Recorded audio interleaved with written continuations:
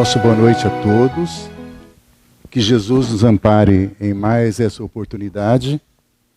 Como foi dito, nosso abraço carinhoso a todos que se fazem presentes, encarnados e desencarnados, aqueles que vieram pela primeira vez, mais uma vez nosso abraço fraterno, nosso agradecimento, que a espiritualidade esteja conosco para nos auxiliar nessa tarefa, uma tarefa que fazemos com amor, com atenção, que é a tarefa de recebermos a orientação doutrinária do Evangelho de Jesus.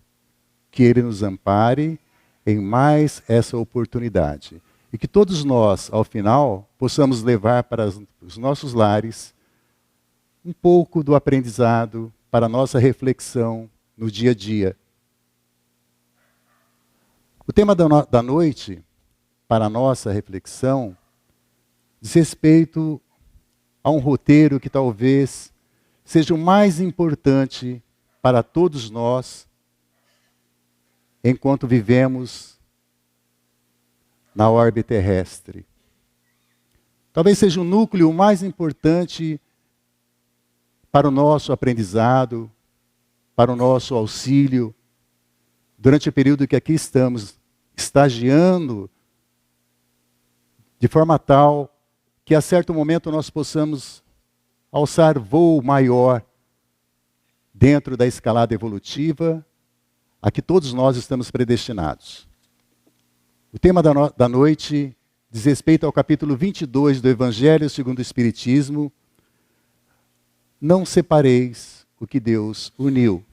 E dentro desse tema nós vamos fazer uma abordagem sobre os laços de família e a reencarnação. Talvez seja um tema que nos permita uma reflexão profunda, porque a família representa, sem dúvida alguma, um laboratório extraordinário de aprendizagem, essa caminhada que todos nós estamos realizando. Por isso, disse que ao final possamos levar para a nossa casa, para os nossos lares, essa reflexão que vai nos auxiliar bastante no convívio, né, no núcleo familiar e, por conseguinte, dentro do seio da sociedade na qual fomos inseridos. Nos primórdios do judaísmo, os vínculos matrimoniais eram bastante frágeis. O homem, naquela oportunidade, tinha pleno domínio. E se chegasse à conclusão de que a sua esposa não servia mais, muitas vezes, por cometer uma falha no preparo da alimentação, bastava dar-lhe uma carta de divórcio, uma espécie de demissão ou rescisão de contrato matrimonial. Isto bem de acordo com a mentalidade da época, situada a mulher em regime de escravidão. Assim era naquela época. E por incrível que pareça, a carta de divórcio instituída por Moisés representava um progresso. Por quê? Porque regulamentava a separação e dava à mulher, até então tida como escrava do homem, né, dava a essa mulher repudiada, vamos dizer assim, o direito de constituir nova família. E ainda aqui no começo nós fazemos uma nota de rodapé mental, apenas para dizer que no Brasil também foi instituído, vejam que não é novidade, porque séculos antes da chegada de Jesus já era instituída essa modalidade de convívio, né? Essa separação. Mas no Brasil aconteceu em 1977, quando um parlamentar do Congresso Nacional, chamado Nelson Carneiro, ele se propôs a submeter à apreciação do Congresso uma emenda à Constituição Federal daquela época, instituindo no país o divórcio. Quase foi trucidado em praça pública, porque não se aceitava de forma alguma. O sentimento de religiosidade era tão forte naquela oportunidade que não se aceitava, principalmente a Igreja Católica, E não importava que a existência de milhares de separações já em plena vigência, vamos dizer assim. Não importava a todos que era necessário o acertamento da vida desses casais que se separavam aqui, muitas vezes amparados pela justiça naquela oportunidade, né? Mas essa separação judicial, ela não tinha o condão de dissolver a sociedade conjugal. Apenas era chamada de desquite. Então, as mulheres submetidas ao desquite, antes da Constituição de 1977, antes da emenda constitucional que foi proposta, elas não podiam se separar. O homem também, então, ficava uma série de problemas de ordem sociológica, de ordem patrimonial, sem dizer da questão dos filhos. Ficava pendente. Milhares de casais que haviam separado, já constituído nova família, tinham que se submeter a esse regime. Mas a partir de 77, mesmo com toda a oposição que aconteceu naquela oportunidade, mesmo com todo o sentimento avivado de religiosidade, como disse, a emenda constitucional passou e foi instituído no país o divórcio, que veio regulamentar uma série de situações conflituosas e que era necessário. Por que necessário? Porque os parlamentares, aqueles que nos representam, eles precisam sentir os anseios da sociedade. Os usos e costumes da sociedade precisam ser institucionalizados por meio de leis, regulamentados para que haja regramento de convívio social e haja paz social. Daí porque o entendimento de muita gente hoje, numa reflexão mais profunda sobre o que passou, nós sentimos que era necessária, sim, a emenda à Constituição que instituiu o divórcio no Brasil. Fechamos aqui essa nota de rodapé mental e voltamos ao nosso texto. Quando Jesus esteve entre nós, ele foi categórico ao afirmar que semelhante instituição deveu-se à dureza do coração humano. Isso está anotado no capítulo 19 do Evangelho de Mateus. A doutrina espírita é bastante clara quanto à seriedade do vínculo matrimonial, demonstrando que ele é geralmente fruto de planejamento espiritual e que, ao se ligarem, os cônjuges assumem compromissos muito sérios, não somente com relação ao próprio ajuste, mas particularmente no concernente aos filhos. Por isso, o entendimento de que todo casamento dissolvido representa fracasso dos cônjuges. Mas essa é uma ideia absoluta? Não. A separação não faz parte do destino de ambos. É simplesmente uma alternativa. Uma alternativa quando a união entra em uma crise insuperável. E o divórcio, nesta circunstância, defendido por Kardec, limita-se tão somente a reconhecer uma separação de fato já existente para emprestar-lhe áreas de legalidade. É o mal menor, oferecendo ao casal divorciado a oportunidade de recompor suas vidas e de legalizar sua nova situação perante a sociedade. Inútil, entretanto, tentar compreender a gama de prejuízos advindos da separação. Normalmente aqueles casos extremos de desentendimentos que tornam impossível a vida em comum.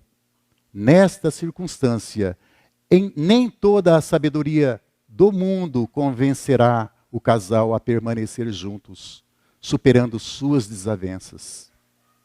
Por isso, mais importante do que tentar ajustar peças comprometidas pela ferrugem da discórdia, é cuidar dos recursos que garantam a estabilidade matrimonial, a saúde do casamento.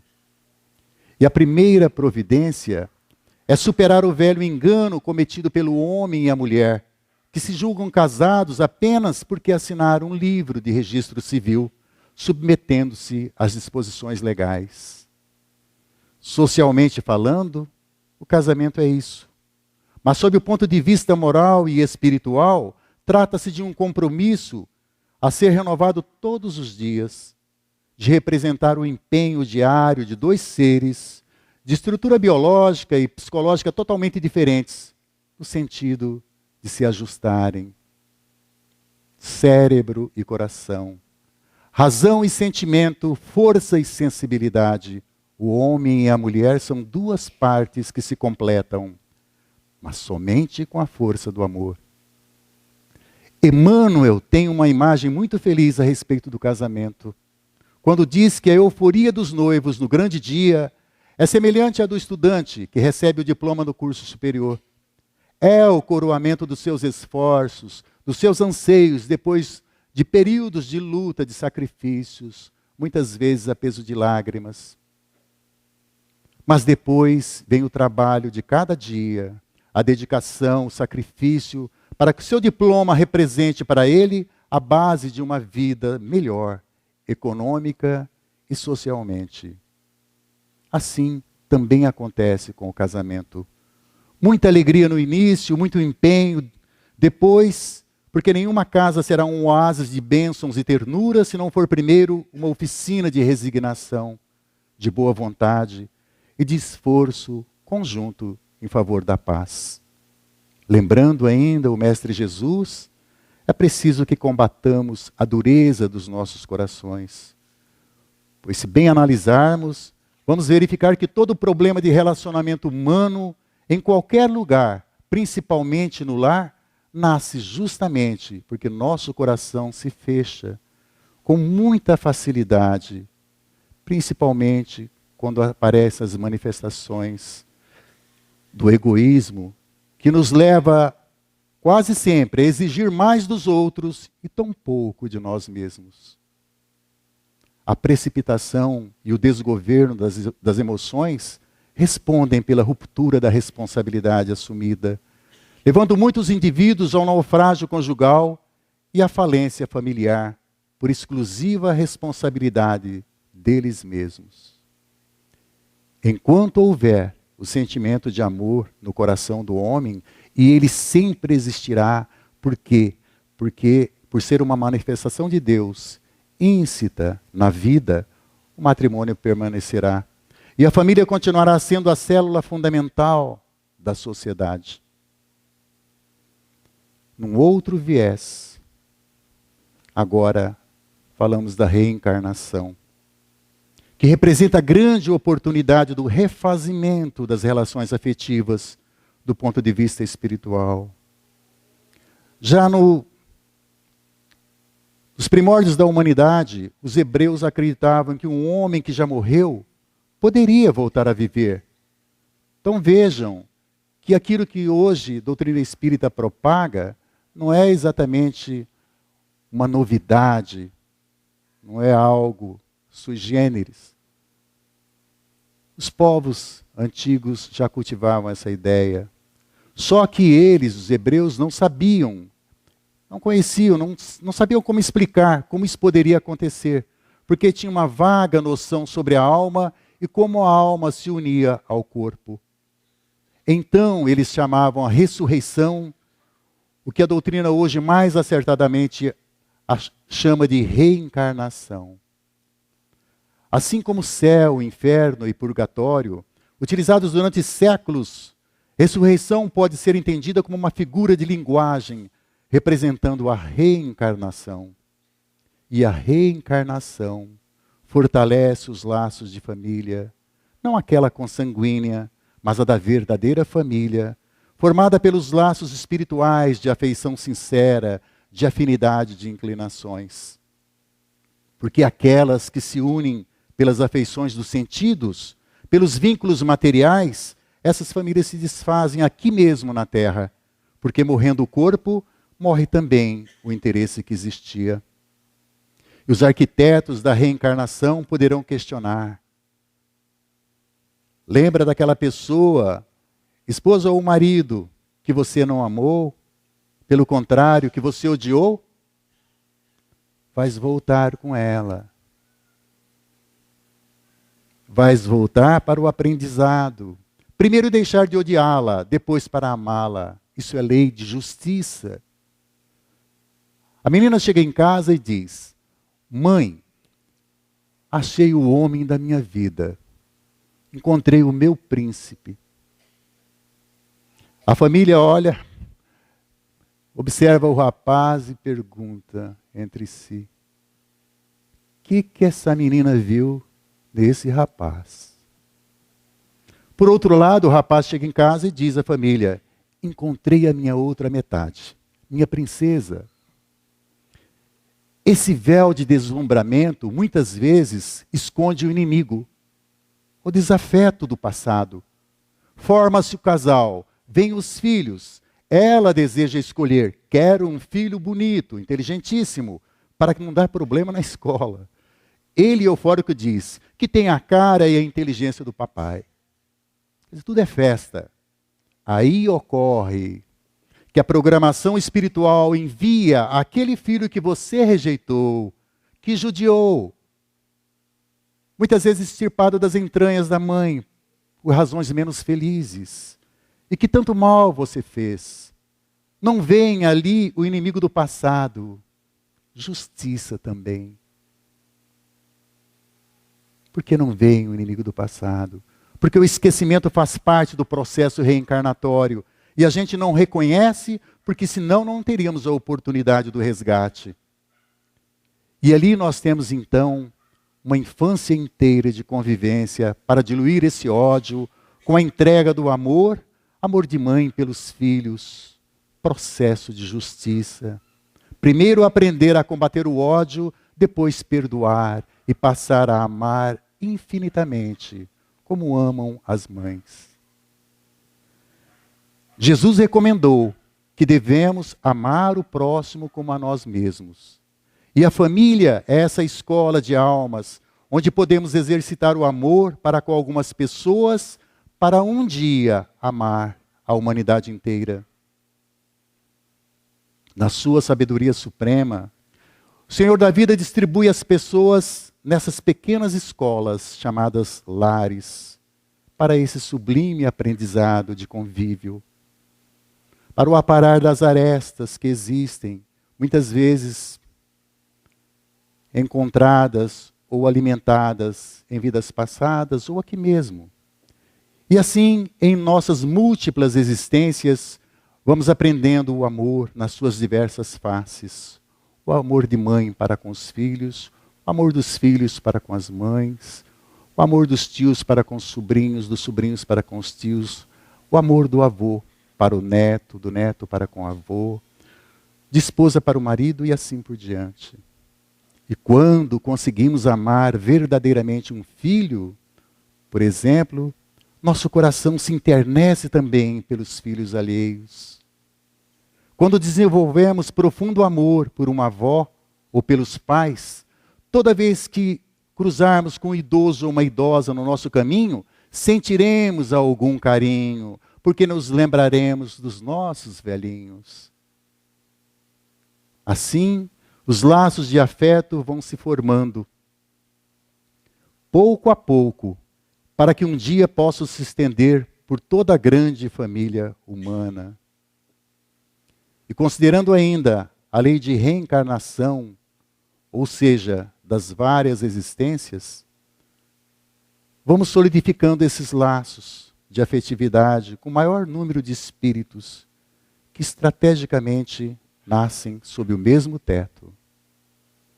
E é preciso que esse trabalho de burilamento seja feito com sabedoria, com tranquilidade, procurando externar os melhores sentimentos que nos envolvem, muitas vezes adormecidos no nosso íntimo, para que esses sentimentos avivados possam nos dar compreensão, tolerância nos momentos de dificuldade, sabedoria para as decisões que nós precisamos tomar, o sacrifício, muitas vezes, de noites passadas em branco por aquelas criaturas que foram colocadas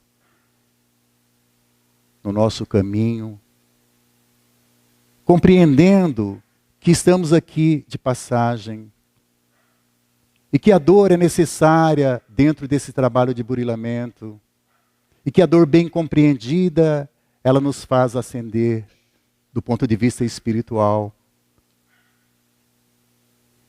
E que a certo momento nós seremos chamados a prestar contas. Prestar contas na contabilidade da vida. E é preciso que, em função do nosso comportamento, no convívio em sociedade, nós possamos, ao final dessa jornada, nos apresentar ao Pai com um saldo positivo nessa contabilidade da vida. E isso depende de cada um de nós. Não podemos, de forma alguma, dizer que desconhecemos o Evangelho do Cristo. Ele se apresentou a cada um de nós como uma criatura que veio exatamente para nos dar o ensino. Não apenas o ensino teórico, mas o ensino prático da dor, na sua plenitude, para que compreendêssemos essa necessidade. Assim, quando nos defrontamos com determinada situação, que exige uma resignação maior, como acontece quando nos afastamos fisicamente dos entes queridos, Ele, o Pai, está nos chamando à reflexão e dizendo que todas as criaturas passam por esse crivo e que é necessário superar esses obstáculos com naturalidade, com serenidade, sem palavras duras, de tal sorte que nós possamos avançar dentro da lei de evolução. Cabe a cada um de nós uma reflexão sobre essa necessidade. É difícil? Sim. Há quem diga que os espíritas têm um certo conformismo. Os espíritas não têm conformismo algum. Ninguém gosta de se separar dos seus entes queridos. As pessoas que amamos, estão dentro do nosso coração. E nós não permitimos, de forma alguma, que eles saiam de dentro dos nossos corações. Mas a lei da vida nos impõe essa necessidade de uma reflexão mais atenta sobre essa separação temporária, para que aqueles que um dia conviveram conosco no plano da família consanguínea possam, por merecimento das nossas atitudes, compor a família espiritual no plano maior, quando nós todos formos chamados à prestação de contas. E agindo assim, a nossa família espiritual se amplia pouco a pouco, e os laços do bem-querer se fortalecem a cada nova oportunidade de convívio. E nós podemos constatar essa realidade. Já perceberam que muitas vezes nós temos um amor por determinados amigos que nem fazem parte da nossa família consanguínea. Não fazem parte da nossa parentela corporal, mas com os quais nós temos os laços sólidos de afeição. Por que isso? Porque certamente nesta ou em outras etapas da vida, nós cultivamos a afinidade com essas criaturas. E essa afinidade, muitas vezes, ela aflora no convívio nesta etapa terrena.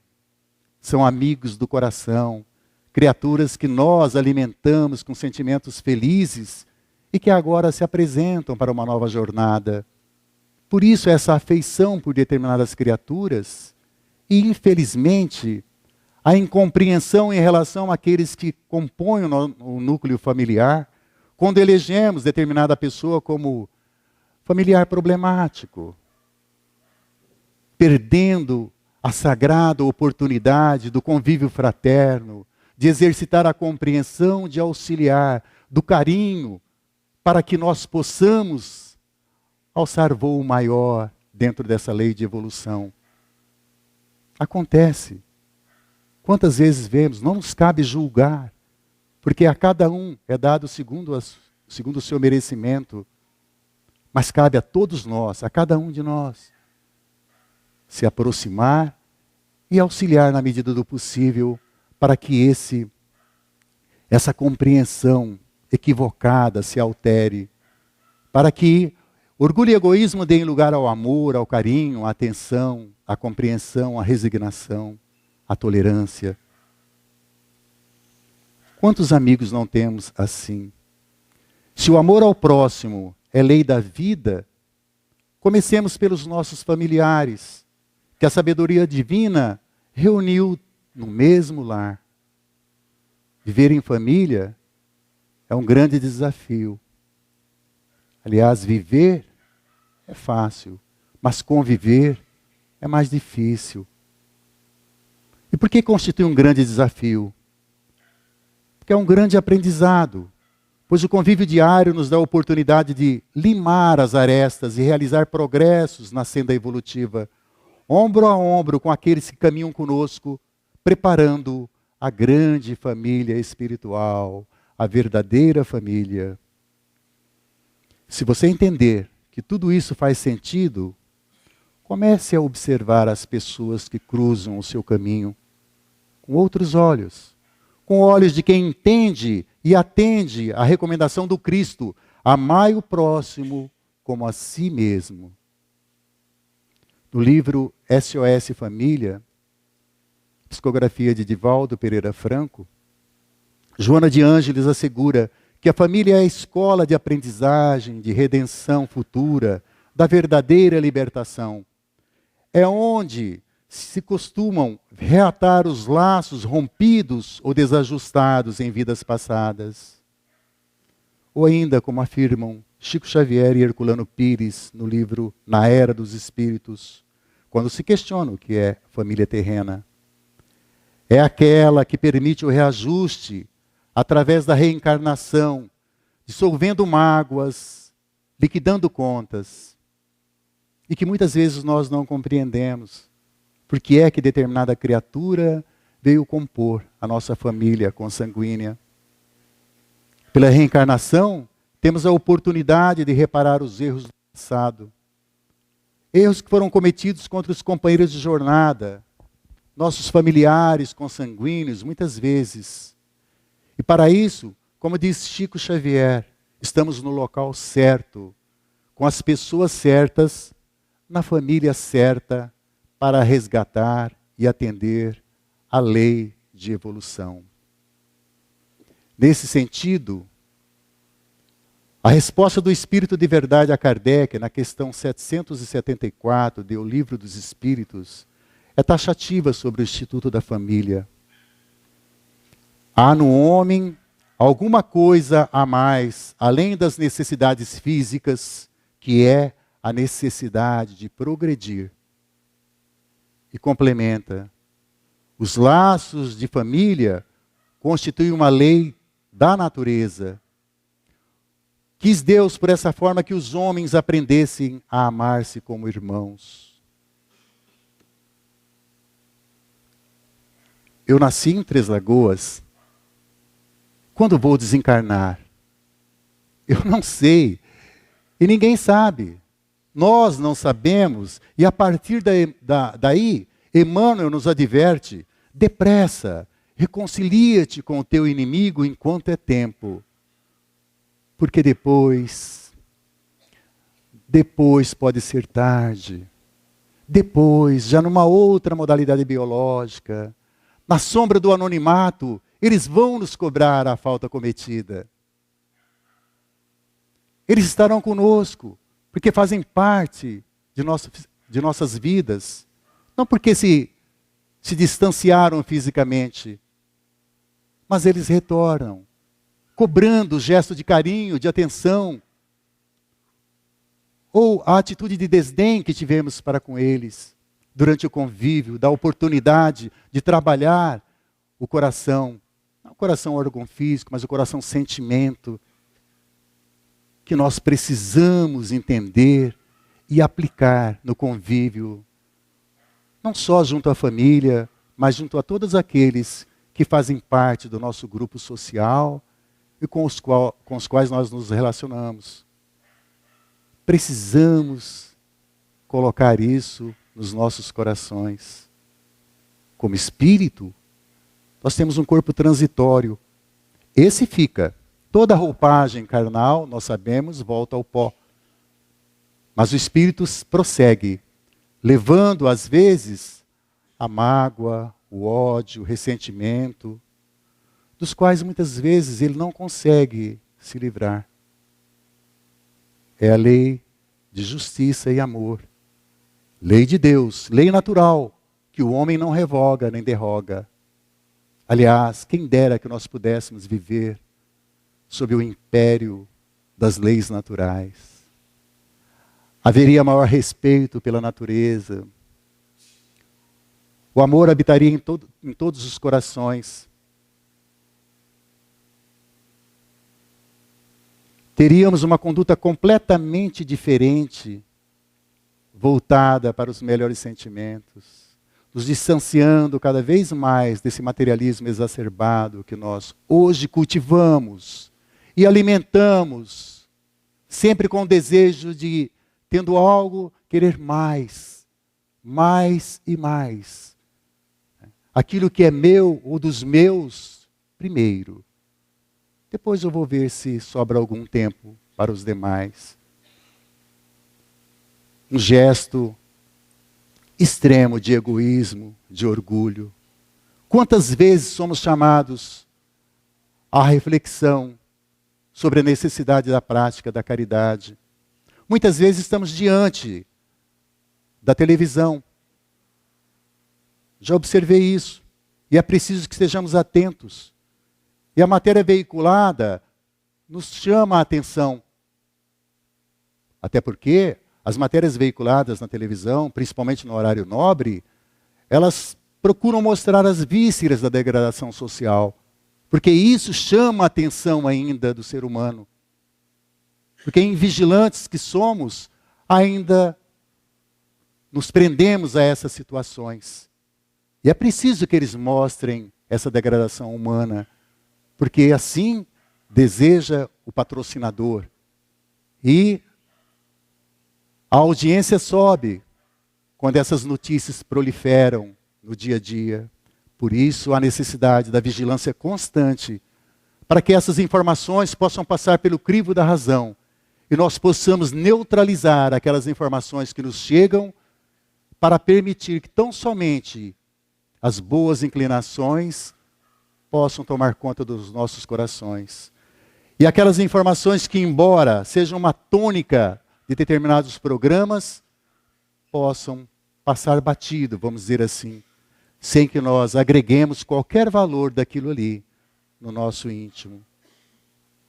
Por isso, a importância do momento que estamos. Porque é um momento de reflexão profunda sobre o plano de vida que o Pai tem para todos nós. É um plano único, o plano de evolução. E sem essa evolução nós não vamos chegar a lugar algum. E se num momento nós estamos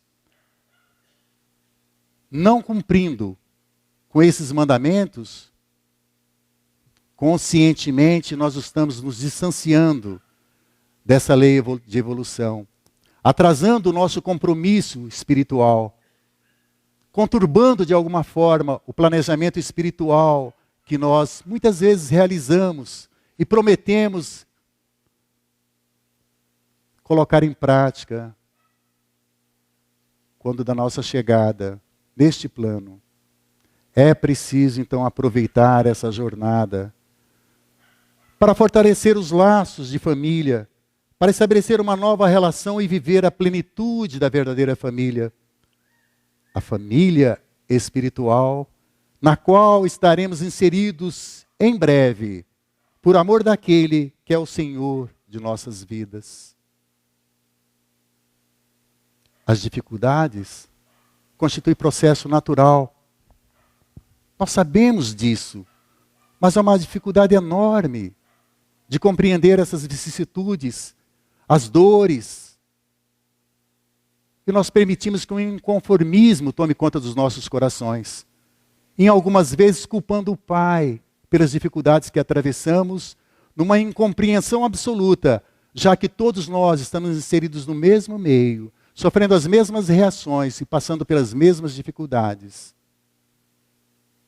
Que compreendamos melhor, não só a questão do relacionamento em família, mas também o relacionamento com todos aqueles como disse, que foram estrategicamente colocados no nosso caminho, nessa simbiose de burilamento interior, desse desbastar de asperezas do nosso coração, e que é necessário para a nossa evolução que o Pai nos conferiu.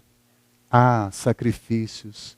Quantos sacrifícios são feitos pelas mães, pelos pais. Como disse, quantas noites perdidas, no sentido de buscar o melhor para os filhos. Muitas vezes a dor que chega é um momento terrível, mas tudo faz parte do processo evolutivo. E aqui lembramos, para finalizar, que tudo nasce da dor.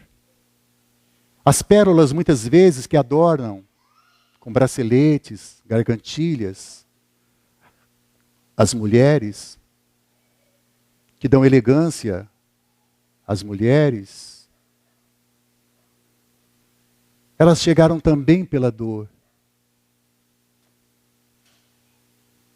Uma ostra que não foi ferida não produz pérolas.